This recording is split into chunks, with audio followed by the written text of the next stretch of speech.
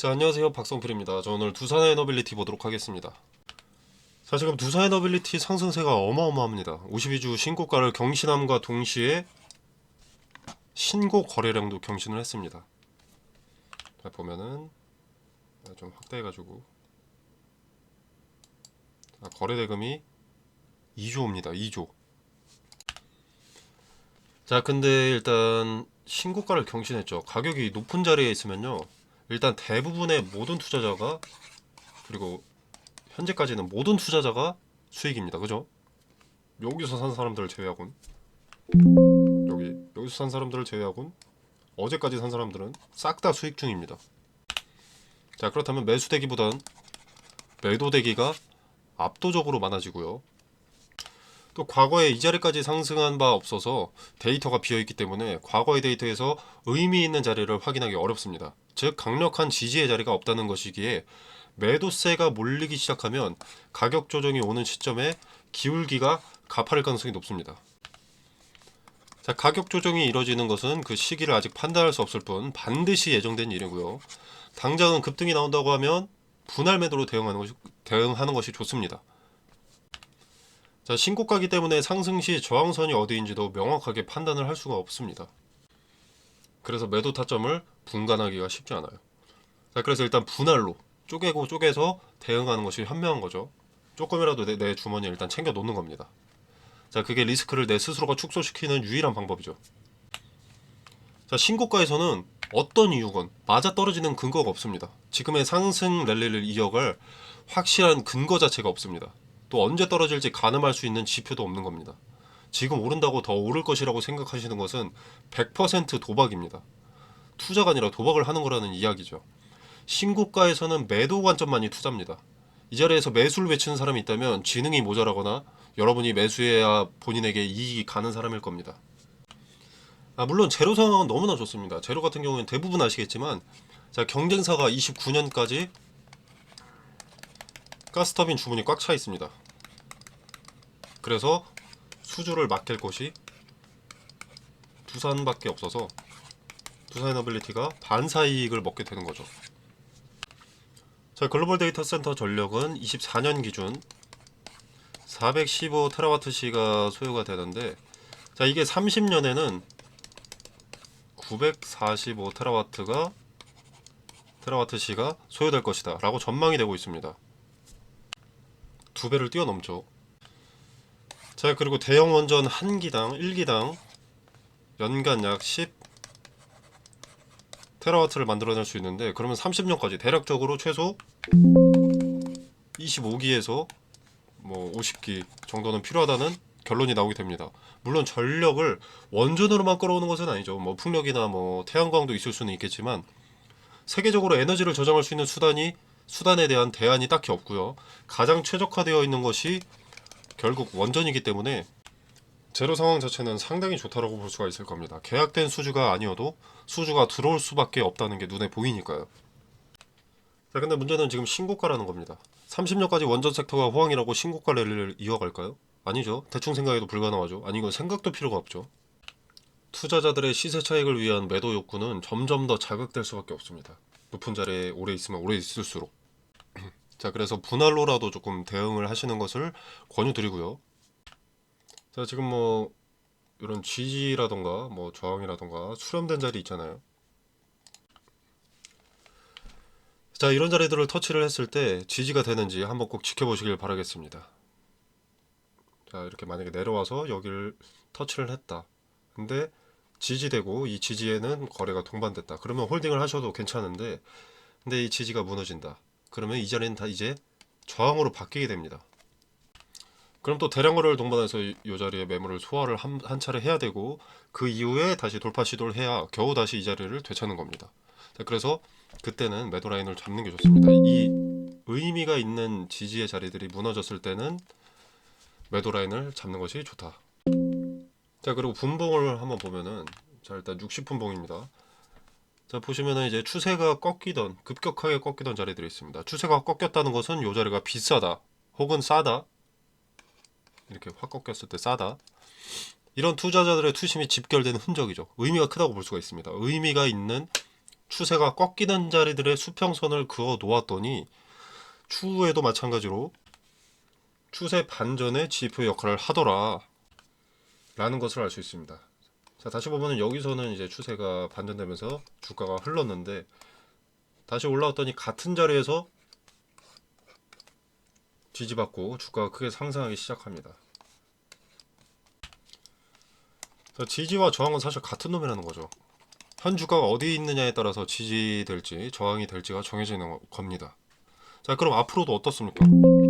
지금 세계적으로 원전의 수요가 크게 증가하고 있고 유일한 경쟁사가 수주가 꽉 차 있기 때문에 두산에너빌리티에도 지속적으로 수주가 들어올 텐데, 자, 그때도 이런 의미 있는 자리들을 메모를 해둔다면 얘네가 뭐 저항에서 지지로 바뀔 때는 분할 매수, 반대로 됐을 때는 분할 매도를 하면 되겠죠. 재료 자체는 살아있는 종목이기 때문에 지속적으로 수익을 낼 수가 있는 겁니다. 수익의 폭이 어마무시할 필요는 없습니다. 적더라도 반복되면 됩니다. 잃지만 않으면 되는 거예요. 관점을 거기에 두시길 바라겠습니다. 자, 그리고 이건 주봉인데 주봉에 저점들을 잇고 고점들을 이었습니다. 지지를 이었고 저항을 이은 거죠. 자, 주봉의 흐름은 상당히 좋습니다. 자, 일단 고점을 이었는데 고점을 이었죠. 근데 여기서 음봉이 나왔습니다. 저항을 받는가 싶었는데 목요일인 어제 이 저항을 돌파를 해버리고 위에 안착을 했습니다. 그죠? 자, 기존에 상당히 아주 미친듯이 강력한 저항이어야 되는데 이 자리가 이제 가스터빈 호재를 앞두고 그 저항을 돌파해버린 것으로 보이죠. 자, 강력한 저항은 돌파하면 강력한 지지가 됩니다. 자, 그렇게 투자의 기준이 되는 가격대일 수가 있는 거죠. 이 자리가 조정을 받더라도 추후에 조정을 받더라도 이 자리의 지지를 확인할 수 있는 좋은 지표가 됩니다. 지지가 확인이 되면 정리하지 않아도 되고요. 만약 강력한 지지의 자리인데도 불구하고 하락한다면 매도세가 그만큼 강력하다는 것이니까 매도 라인을 잡을 지표로서 또 가치 있게 활용할 수가 있는 거죠. 그리고 만약 무너진다면 요 강력했던 지지는 다시 강력한 저항이 되기 때문에 매도 기준을 잡는 좋은 지표가 될 수 있습니다. 자, 요 자리고요. 자, 그리고 이제 월봉을 보면요. 지금 제가 이렇게 노란색으로 좀 도형들을 표시를 해놨는데 과거에 수차례 수렴되는 지지나 저항들의 자리가 있습니다. 자, 55,000원대와 73,500원대인데 뭐 이 위로는 아직 생각할 필요 없죠. 자, 앞서 이런 저항과 지지가 수렴된 자리들은 가지는 의미가 크다고 말씀을 드렸습니다. 그리고 저항과 지지는 한 놈이라고 말씀을 드렸고, 자, 지금 이 자리를 돌파를 한 상황인데 다음으로 저항이 될 자리는 이 자리가 되겠죠. 55,000원. 그 다음은 73,000원. 자, 그래서 일단 첫 번째로 우리가 봐야 될 건 요 55,000원의 벽을 두드리느냐. 지금은 호재가 동반된 상황이기 때문에 두드릴 가능성이 상당히 높다고 봅니다. 물론 이 55,000원 가기 전에 가격 조정은 한번 단기적으로 있을 거라고 생각을 하고요. 자, 왜냐면은 한 2012년 지금 한 요쯤 자리에 와 있는 거죠. 12년 이후 거의 최고가를 달성한 상태이기 때문에 조정이 있을 것으로 판단이 됩니다. 단기 가격 조정. 근데 이 조정이 있을 거라고 해서 불만 가질 필요는 없습니다. 폭락한다는 것이 아니라 뭐 호재가 끝났다 이런 게 아니라 건강한 그냥 가격 조정. 자, 그래서 뭐 얘네가 요 사이에서 등락을 거듭할 텐데, 자, 요런 의미가 있는 지지의 자리에서는 지지가 확인되면 뭐 홀딩이나 매수를, 그리고 요런 저항벽을 돌파하지 못한다면 매도를 가져가는 것이 상책이죠. 물론 전량 매도를 할 필요가 전혀 없습니다. 재료는 살아있기 때문에 분할로 대응을 하는 건데, 자, 이게 내 평단을 요런 자리에서는 낮추고 요런 자리에서는 수익을 일부 챙기는 거죠. 자, 재료가 살아있고 전망이 좋기 때문에 지금은 분할로 투자하기 상당히 좋은 시점이라는 겁니다. 전반적으로 현 주가보다는 높아질 가능성이 더 높기 때문에 이런 말씀을 드리는 거고요. 자, 그리고 리스크는 상대적으로 낮죠. 폭락할 이유는 없기 때문에 이게 가격 조정이 오면은 기분 나빠할 게 아니라 오히려 반가운 게 두산 에너빌리티의 현 상황인 겁니다. 내 평단을 낮출 기회가 되는 거고 물량을 보다 저렴하게 가져갈 수 있기 때문이죠. 그리고 의미가 큰 지지의 자리들을 체크를 해뒀고 저항벽이 될 자리들을 체크를 해뒀기 때문에 분할 매수, 분할 매도도 수월하고요. 분할 매수 기준, 분할 매도 기준 텔레그램 방에서 디테일을 설명드릴 거고요. 근거가 포착되는 즉시 타점 언급 드리겠습니다. 적은 리스크로 수익을 챙기면서 평단을 낮출 수 있는 기회는 이렇게 재료가 살아있고 투자자들의 관심이 지속되는 상황이어야 하는데 그 상황이 나오기 쉽지 않습니다. 지금 찾아온 기회를 무대응으로 놓치지 않기를 권유드립니다. 자, 그리고 이제 글로벌 가스터빈 그리고 SMR 관련주들을 찾아봤을 때 글로벌 가스터빈 관련주들, 자 일단 미쓰비시 중공업 요날, 이건 월봉이죠. 자 6월 5일날 두산 에너빌리티의 주가가 이렇게 나온 날, 요날 기준 요 관련주들 미쓰비시 중공업 음봉이 떴고요. 그 다음에 GV 음봉, 지렌스 에너지 음봉, 뉴스케일 파워 음봉입니다. 요 같은 날 두산 에너빌리티만 양봉입니다. 자, 같은 섹터에서 글로벌 기업들보다 경쟁력이 갖춰진 상황에 두산 에너빌리티가 놓여 있기 때문에 양봉이 떴다고 보고요.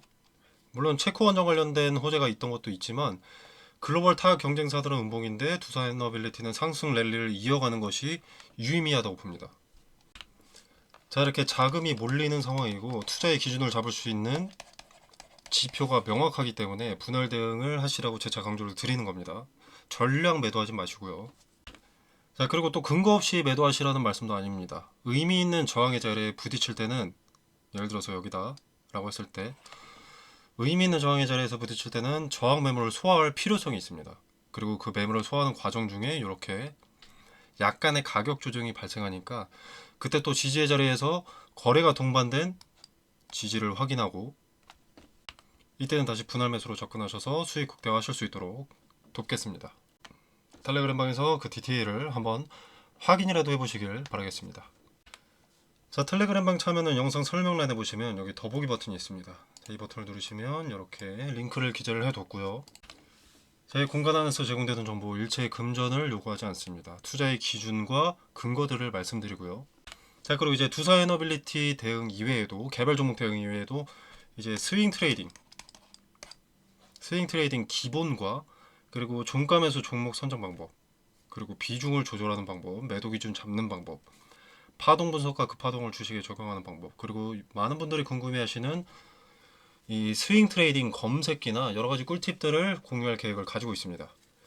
자, 뭐 말씀드린 대로 금전을 대가로 공유하는 게 아니고요. 그리고 제가 말씀드리는 것이라고 승률 100%인 것도 아닙니다. 뭐 텔레그램 방 하나 들어왔다고 떼돈 벌게 해드린다는 것도 아니고요. 그러나 제가 매번 강조하는 리스크 최소화를 중점에 둔 투자는 어떤 방식으로 하는 건지, 그리고 적어 보였던 수익이 시간이 지남에 따라서 어떻게 달라지는지는 직접 목격하실 수 있으실 겁니다. 더디더라도 계속 나아갈 수 있으시도록 돕겠습니다. 자, 다짜고짜 따라 하시기보다는 제가 말씀드리는 근거들이 맞아 떨어지는지 먼저 지켜보시면서 배워나가시는 것도 좋다고 생각합니다. 적어도 근거 없는 계획보다는 수익률이 월등하게 높아질 수 있는 방법들을 공유하는 것이기 때문에 한번 들어오셔서 지켜보시면 도움이 될 것이라고 생각을 하고요. 자, 그리고 도움이 되신다면 구독, 좋아요, 그리고 꾸준한 시청을 부탁드리도록 하겠습니다. 자, 영상 시청에 감사드리면서 마무리하도록 하겠습니다. 감사합니다.